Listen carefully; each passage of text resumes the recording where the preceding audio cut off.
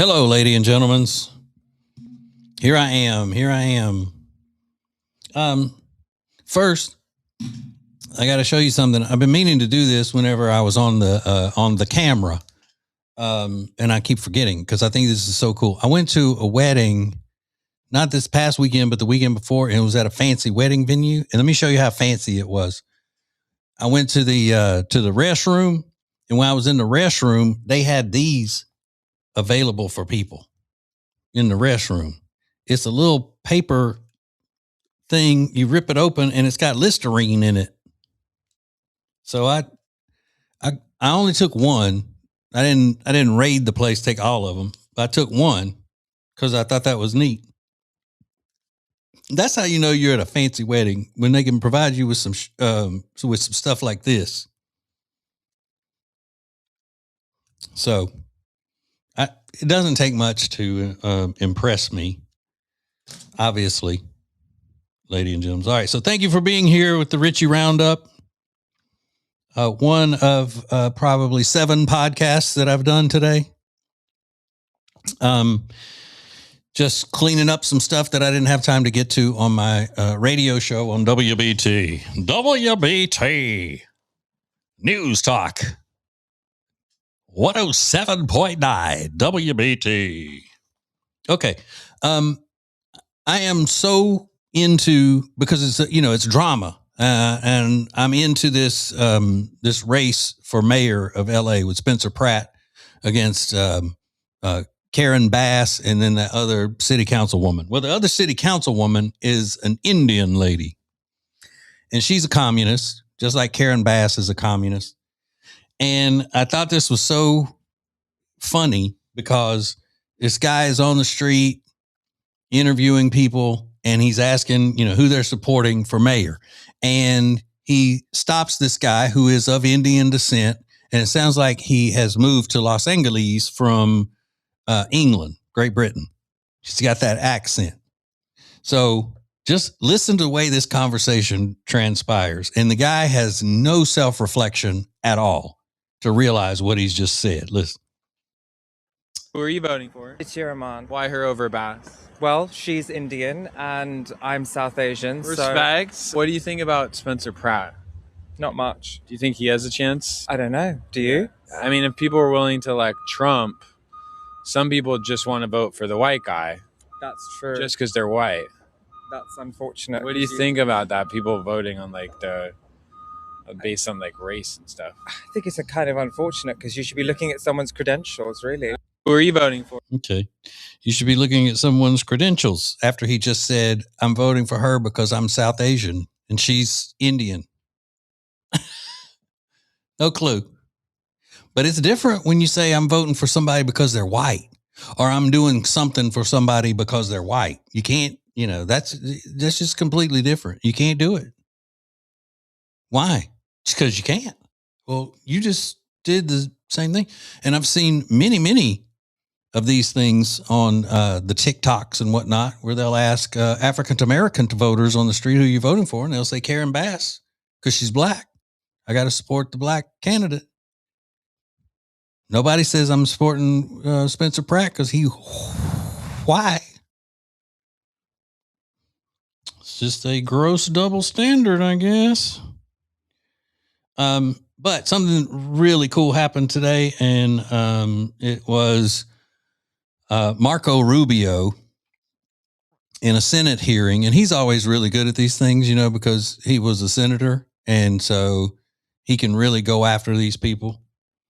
And he does, because all these Democrats are just, stupid. They're idiots. And this Jackie Rosen is a Nevada senator, and she's part of the problem in America, which is the liberal white women. She's part of that problem, and she thinks that she has nailed him, and that she is really gonna stick it to him in her last minutes or her last seconds of time that she has to question Marco Rubio. And she, listen to how sure of herself she is, how smug she is about it. And then he just sets her straight, and she has nowhere to go. Listen. Thank you. With the remainder of my time, I'd like to remind the American people that as the Secretary of State, your main duty as America's chief diplomat is to maintain our relations with foreign nations. This is why I was shocked to see that you were at a party with President Trump in Miami instead of accompanying Vice President Vance to Pakistan for negotiations. What party was I at? I was at a party? It's publicly reported, and there's photos there. But In what fact, party? Steve No, Witkoff but you're going to and say that. I'm going to Jared answer it. I'm going to answer But that let me question because finish that's an my absurd statement. I was not at a If I party. finish my paragraph, All right. he can answer. Because people are going to In fact, slander me. I'm going to answer Steve it. Witkoff and Jared Kushner, both of whom were never confirmed by this body to be America's diplomats, accompanied the vice president in the negotiations. Even Iran's foreign minister was not there, yet was there, and you were not. I just feel that's embarrassing for us, and it's embarrassing for you. So, Mr. Secretary, Congress represents the American people. We have the power to confirm who represents America abroad. We confirmed you to be our Secretary of State. We confirmed you to be in the negotiations that are happening. And it's just unthinkable to me that you are missing high stakes negotiations or that you're not involved. It's sad. Senator Rosen, your time's up. Yield back. Okay, so let me Senator Secretary Rubio. You're 100% inaccurate and 100% wrong. Here's why. Number one, the Vice President of the United States was there, and he wasn't confirmed by us, and he was elected by the American people. Okay, he is the second in line to the presidency of the United States. He was present. Mr. Witkoff is the president's envoy for negotiation for peace deals. Mr. Kushner is a private citizen that serves as an advisor on these functions. They were the team that we sent to Pakistan. I was not at a party. Where I was is next to the president, because in the midst of those negotiations, I was in communications with them. And in fact, I think there is media reporting from that evening on how on multiple occasions I went into a back room, I came back out and spoke to the president and was constantly updating him. On that evening, I spoke to Mr. Kushner and our negotiating team and Mr. Witkoff on at least 6 occasions, including twice on a secure line from the phone they had access to over there. So you don't know what you're talking about. You're just Senator making Rosen, stuff up. he has the floor. I know your staff wrote up this cute statement for your TikTok video, but it's not true and it's not real. That's not what happened. Okay, I'm the National Security Advisor and Secretary of State. I was co-located with the president in the midst of a high-stakes negotiation so that I could immediately inform him about events occurring halfway around the world. I was where I needed to be at that moment because we had a very capable team on the ground in Pakistan, led by the Vice President of the United States. Thank you. Boom. And I would think you would want to be there. We would want you being there. You know, just a typical smarmy, just smug, typical Democrat. And then he just put her in her place.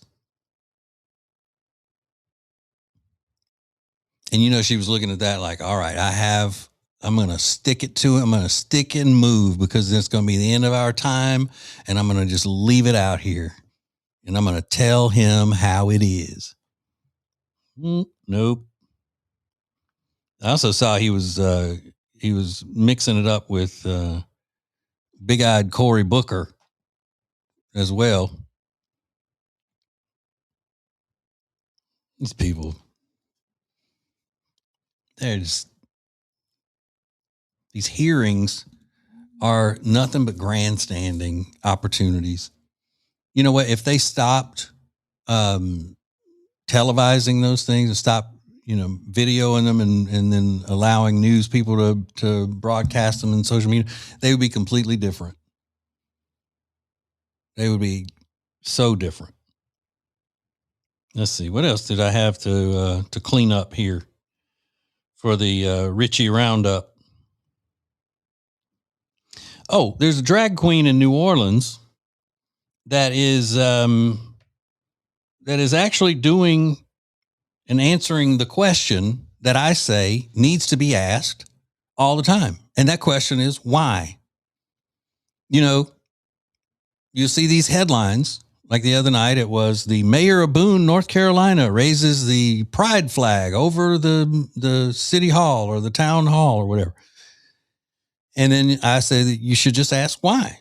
Why would you do that? Why? What's the purpose for that? Or drag queen story hour comes to such and such elementary school. Why?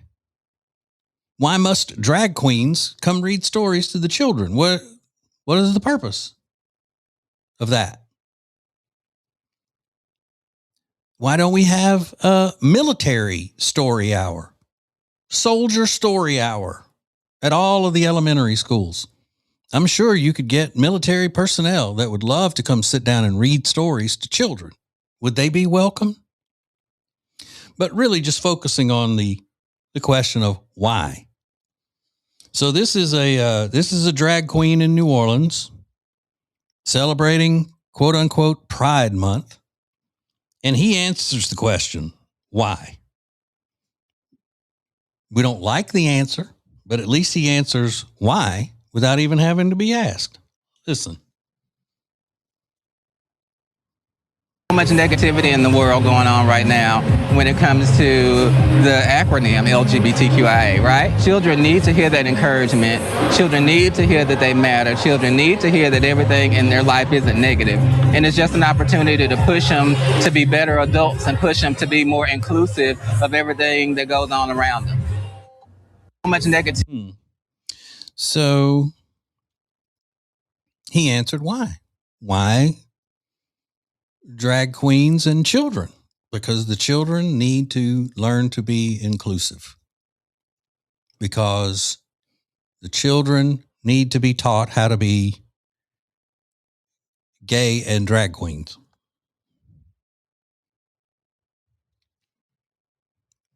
That was basically the answer.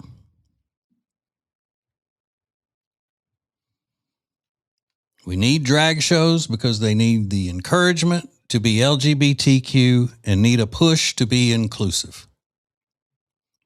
We need to force them to be inclusive with things that they probably don't identify with and don't want to be part of. So there's the why. We got the answer. Okay, that's it for the Ritchie Roundup for tonight. I got to go to bed because I get up super, super early. Thank you for watching. Thank you for listening. Have a good night.